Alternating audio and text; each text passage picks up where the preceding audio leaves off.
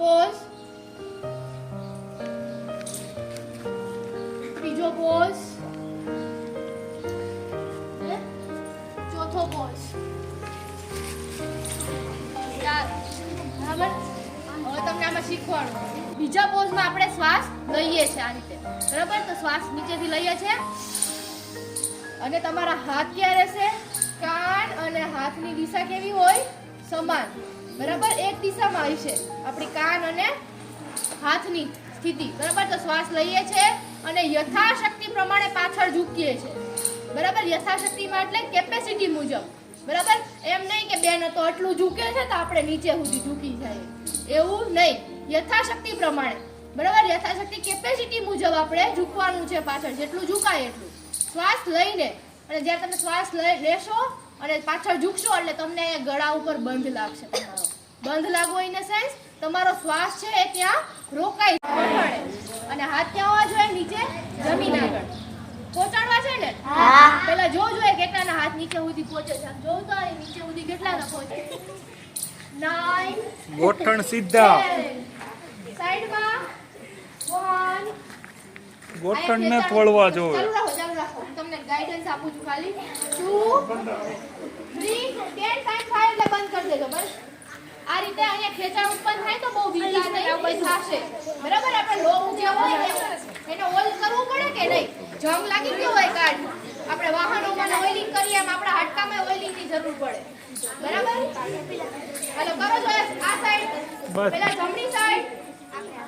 1 2 3 4 ગોઠણ બેવડા નથી વારવાના. 5 6 7 8 9 10. અને આ જે છે તમારો પગ એ કેવો હોવો જોઈએ? સીધો. અને તમારું ધ્યાન આ રીતે ઉપરની સાઈડ. તમારી જે કમર છે અહીંથી એ નીચેની સાઈડ ધકેલા છે. બરાબર. એટલે આ રીતે. રેડી? કઈ રીતે કરશું? આવો ત્રીજી પોઝિશનમાં. પછી લ્યો ડાબો પગ. આ રીતે ડાબો પગ. ત્યાં ત્રણેય સાથે. તમારા જે હાથ અને પગની સ્થિતિ છે ત્રણેય સાથે. પાછળનો પગ આ રીતે. અને તમારું ધ્યાન ઉપરની દિશામાં કમરથી બેવડા. બરાબર. ધ્યાન ક્યાં આવવું જોઈએ? ઉપરની દિશામાં. પછી છે પાંચમો પોઝ. પાંચમા પોઝમાં કઈ નથી કરવાનું. તમારા હાથ છે ત્યાં જ રાખવાનું. પાછળનો પગ છે એ પાછળ લઈ લેવાનો અને આગળ આવવાનું. શરીર અને તમારા પગ ક્યાં હોવા જોઈએ? જમીનને અડકેલા. આખો પંજો છે એ જમીનને ક્યાં હોવો જોઈએ? અડકેલો. બરાબર. અને ધ્યાન ક્યાં આવવું જોઈએ? તમારી નાભી ઉપર. યથાશક્તિ પ્રમાણે જ પોઝ કરવાના. કેમ કે આ વસ્તુ ડેલી પ્રેક્ટિસ છે. ડેલી પ્રેક્ટિસ કરો તો થઈ જશે. બરાબર. રિલેક્સ. આગળ હાથ રહેશે આ રીતના. બરાબર. પગ નીચેથી વળે નીચે જમીન અટકેલા રહેશે તમારા. પછી શ્વાસ ભરતા ભરતા તમારી નાભી સુધી તમારે ઉપર આવવાનું છે. તમે તમારું ધ્યાન આકાશ તરફ. આ કયું આસન છે? ભુજંગ આસન. ભુજંગ એટલે સાપ. તમારું નાભીથી શરીરને ઉપર તરફ ખેંચવાનો પ્રયત્ન કરવાનો.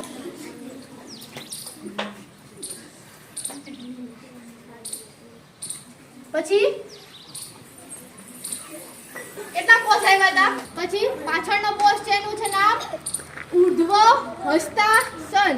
ઉર્ધ્વ એટલે ઊંધી દિશામાં અને હાથ આપણો ઉપયોગ કરીએ છીએ એટલે હસ્તાસન. ઉર્ધ્વ હસ્તાસન. પછી ત્રીજું છે પાદ હસ્તાસન. પગને આપણે ટચ કરીએ છીએ હાથ દ્વારા એટલે પાદ હસ્તાસન. આ સ્થિતિ આપણી કેવી હોય છે? અશ્વ સંચાર આસન. બરાબર. જે ઘોડો જે રીતના હોય છે, અશ્વ એટલે ઘોડો, સંચાર એટલે ઘોડાને દોડાવવો. જે રીતે પોઝિશનમાં હોય ઘોડો દોડવાની હંમેશા, એ રીતના આપણી આ પોઝિશન છે એટલે અશ્વ સંચાર આસન. પછી છે પર્વતાસન. પર્વતાસન. પર્વતાસનમાં તમારું થાય છે પર્વત જેવો આકાર એટલે પર્વતાસન. પછી છે સાષ્ટાંગ નમસ્કાર. સાષ્ટ નમસ્કાર. સાષ્ટાંગ નમસ્કાર. જમીનને નમસ્કાર કરીએ છીએ એટલે સાષ્ટ નમસ્કાર. પછી છે ભુજંગ આસન, તમારો પગ. પછી ફરી પાછા પર્વત આસનમાં. પછી પાછા અશ્વ સંચાર આસનમાં. પછી પાછા પાદ હસ્તાસન.